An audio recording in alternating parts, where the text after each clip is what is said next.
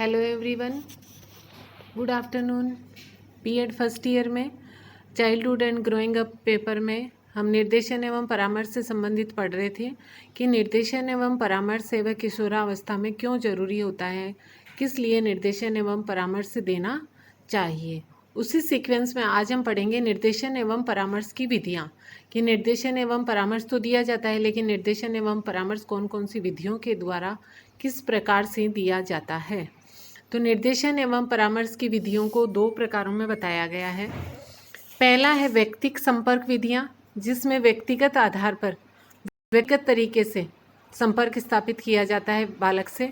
दूसरा है व्यावसायिक सूचना प्रदान करने की सामूहिक विधियां।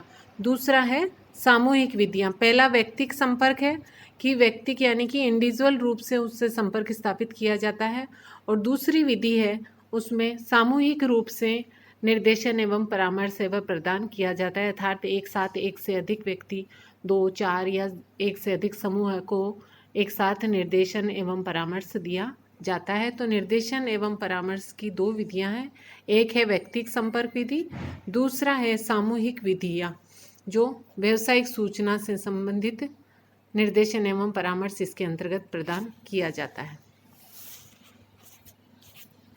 व्यक्तिगत संपर्क विधियां, प्रत्येक परामर्श प्रार्थी अपने चयन के लिए व्यवसाय से संबंधित जानकारी प्राप्त करना चाहता है, या किसी भी तरीके से वह किसी भी समस्या के बारे में जानकारी प्राप्त करना चाहता है कि मुझे कौन सा सब्जेक्ट लेना चाहिए, मुझे कौन से व्यवसाय का चुनाव करना चाहिए, या मुझे किस तरीके से आगे काम करना है।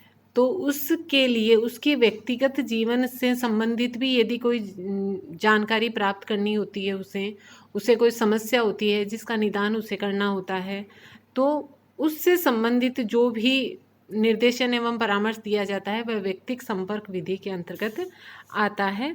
दूसरा हमारा था व्यावसायिक सूचना प्रदान करने की सामूहिक विधियाँ, कि व्यवसाय से संबंधित सामूहिक सूचना कि किस प्रकार का व्यवसाय कौन कर सकता है, उसके लिए क्या क्या योग्यताएं होना जरूरी हैं, ये सब निर्देशन एवं परामर्श जो दिया जाता है वह सामूहिक विधियों के द्वारा दिया जाता है।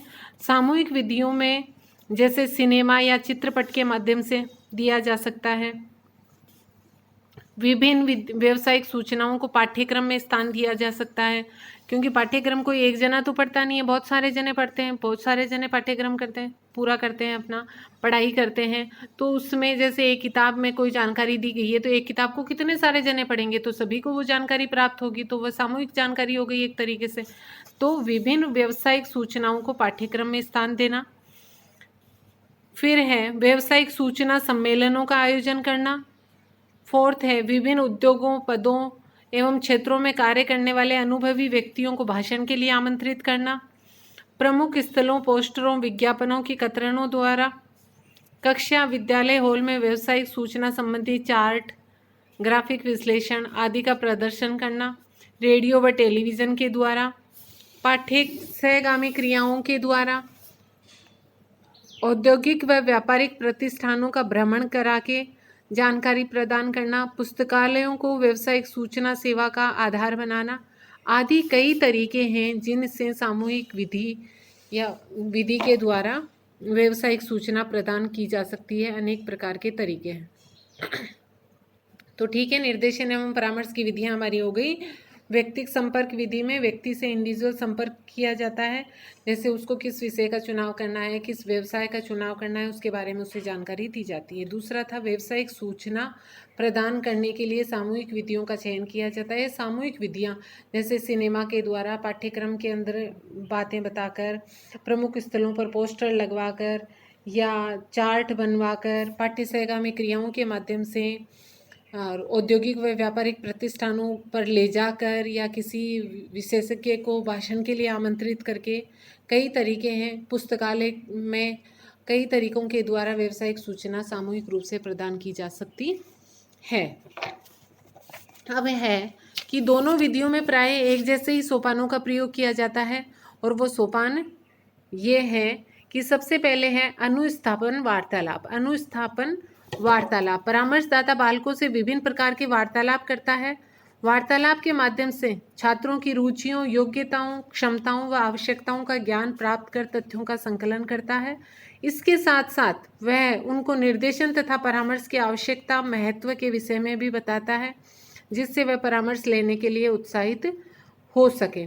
तो सबसे पहला स्टेप है अनुस्थापन वार्तालाप, जिसमें परामर्शदाता या निर्देशन दाता जो होता है वह बालकों से विभिन्न तरीके से वार्तालाप करता है। जैसा कि नाम से ही है कि वार्तालाप स्थापित करता है, जिसके द्वारा जब वह बच्चे से बात करता है तभी उसे पता चलेगा कि उसका स्तर क्या है, उसकी रुचि क्या है, उसकी योग्यता किस में है, उसकी क्षमता कितनी है और उसे किस प्रकार के ज्ञान की आवश्यकता है।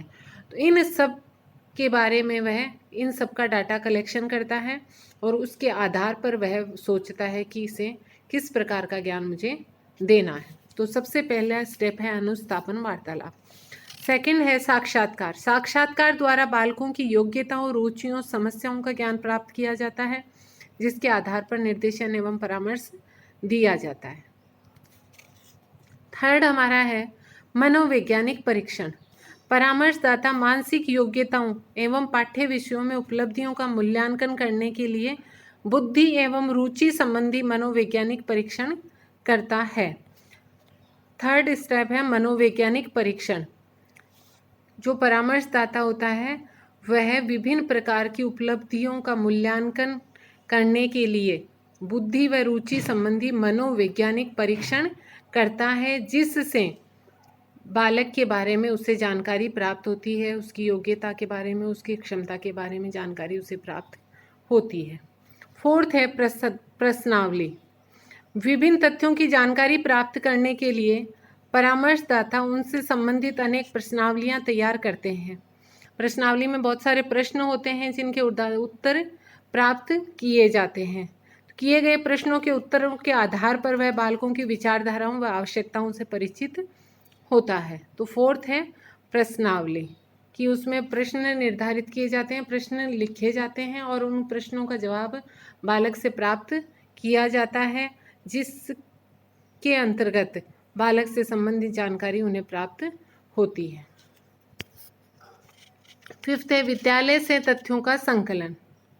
बालक की रुचियों, आदतों तथा व्यक्तित्व से संबंधित विशेषताओं की जानकारी प्राप्त करने के लिए परामर्शदाता विद्यालय में संग्रहित संचित अभिलेखों का अध्ययन करता है। विद्यालय से तथ्यों का संकलन की विद्यालय जहां बालक पढ़ने के लिए जाता है वहां से उससे संबंधित डाटा कलेक्शन वह करता है।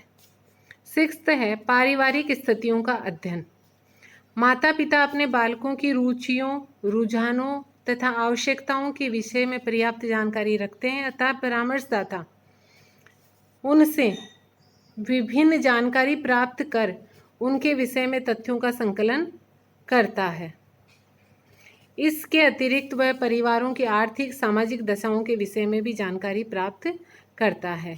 जैसा कि नाम से प्रतीत है, पारिवारिक स्थितियों का अध्ययन, कि वह बालक के माता पिता, परिवार में कौन होते हैं, माता पिता, भाई बहन, तो उनसे संबंधित जानकारी प्राप्त करते हैं और उनकी सामाजिक और आर्थिक स्थिति कैसी है उसके बारे में भी जानकारी प्राप्त की जाती है पारिवारिक स्थितियों के अध्ययन के अंतर्गत।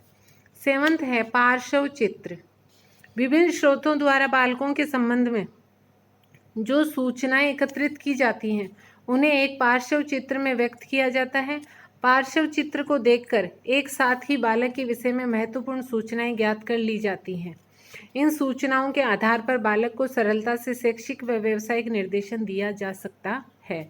पार्श्व चित्र की विभिन्न तरीके से जो भी जानकारियां प्राप्त की गई हैं उनका एक पार्श्व चित्र तैयार किया जाता है, अर्थात एक साथ ही विभिन्न प्रकार की जानकारियां और जो तथ्यों का संकलन किया गया है उन्हें एक साथ दर्शाया जाता है और उनके आधार पर बालकों को निर्देशन दिया जाता है।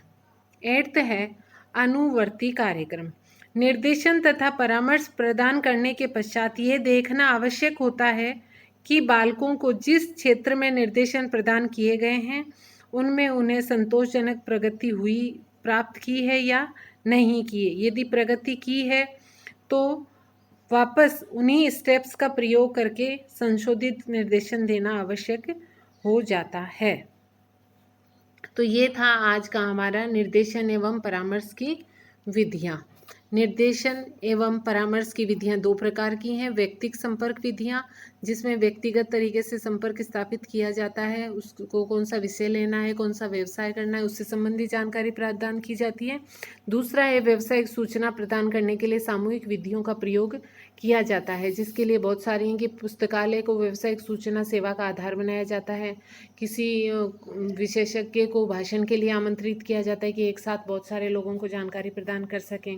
सिनेमा या चित्रपट के द्वारा प्रमुख स्थलों पर पोस्टर और चार्ट आदि का प्रदर्शन करने के लिए करके कक्षा तथा विद्यालय में चार्ट, आंकड़े, ग्राफिक विश्लेषण के द्वारा, इस तरीके से बहुत सारी विधियां हैं जिनमें सामूहिक रूप में एक साथ सामूहिक का मतलब होता है कि एक साथ बहुत सारे लोगों को जानकारी दी जाती है। फिर है कि इन विधियों दोनों ही विधियों में एक जैसे ही स्टेप्स का प्रयोग किया जाता है, जो निम्नलिखित है, जिसमें सबसे पहले है अनुस्थापन वार्तालाप की बालक से वार्तालाप स्थापित किया जाता है और उस वार्तालाप के माध्यम से छात्र की रुचि, योग्यता, क्षमता, आवश्यकता का ज्ञान किया जाता है, डाटा कलेक्शन किया जाता है। उसके आधार पर फिर उसे निर्देशन तथा परामर्श का महत्व भी बताया जाता है।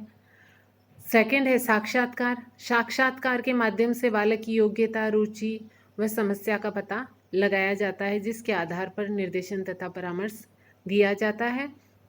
थर्ड हमारा है मनोवैज्ञानिक परीक्षण। परामर्शदाता मानसिक योग्यताओं और पाठ्य विषयों की उपलब्धियों का मूल्यांकन करके बुद्धि तथा रुचि से संबंधित मनोवैज्ञानिक परीक्षण करता है बालक का। फोर्थ है प्रश्नावली। प्रश्नावली तैयार की जाती है जिसके उत्तर बालक से प्राप्त किए जाते हैं और उसके आधार पर डाटा कलेक्शन किया जाता है और पता लगाया जाता है कि बालक की क्या विचारधारा है और उसकी आवश्यकताएं क्या है। फिफ्थ है विद्यालय से तथ्यों का संकलन। विद्यालय से डाटा कलेक्शन किया जाता है, बालक की आदतों के बारे में, बालक की रुचि के बारे में, बालक के व्यक्तित्व के बारे में जानकारी प्राप्त की जाती है। सिक्स्थ है पारिवारिक स्थितियों का अध्ययन। पारिवारिक स्थितियों के अंतर्गत परिवार की स्थिति का अध्ययन किया जाता है कि एक तो परिवार में कौन कौन है, किस प्रकार का रहन सहन, खान पान उनका है और समाज में उनकी कैसी स्थिति है और आर्थिक स्थिति उनकी किस प्रकार की है। सेवंथ है पार्श्व चित्र। जो भी ये सारी जानकारियाँ प्राप्त की हैं उनको एक पार्श्व चित्र के द्वारा दर्शाया जाता है, अर्थात एक ही जगह सभी प्रकार की जानकारियाँ या जो डाटा कलेक्शन किया गया है उनको दर्शाया जाता है और उनके माध्यम से, उनके आधार पर आसानी से शैक्षिक व व्यावसायिक निर्देशन दिया जा सकता है, क्योंकि पता लग जाता है कि बालक की आवश्यकता क्या है, उसकी रुचि क्या है, उसकी क्षमता क्या है। इन सब स्टेप्स के द्वारा क्या ज्ञात किया गया है, कौन कौन से डाटा कलेक्शन किए गए हैं। अनुवर्ती कार्यक्रम होता है कि जो निर्देशन तथा परामर्श दिया गया है वो बालक को दे तो दिया है, लेकिन वो निर्देशन तथा परामर्श देने के बाद बालक के साथ में या बालक को जिन चीज़ों की ज़रूरत थी, जो आवश्यकता थी, जिससे संबंधित उसे ज्ञान प्राप्त करना था, वो उसे हमने दिया है। उसके बाद में उसने कितनी प्रगति की है, कितना वह आगे बढ़ा है। आगे बढ़ा है तो सही है, या उसमें कुछ संशोधन की ज़रूरत है तो वापस संशोधित करके और उसे वापस परामर्श तथा निर्देशन दिया जाता है और सुधार किया जाता है। आज के लिए इतना ही। Thank you.